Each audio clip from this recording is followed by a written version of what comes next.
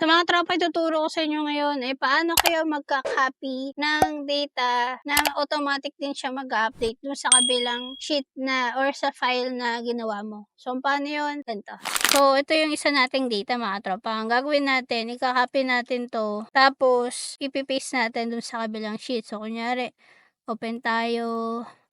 Yan. So, kunyari, ipipaste natin yan. So, kung ano, isa-isahin natin siya, ba diba? So, para hindi ganyan yung gagawin natin, mga tropa, na isa-isang copy. So, ang gagawin natin, mga tropa, is pindutin nyo lang yung Alt WN.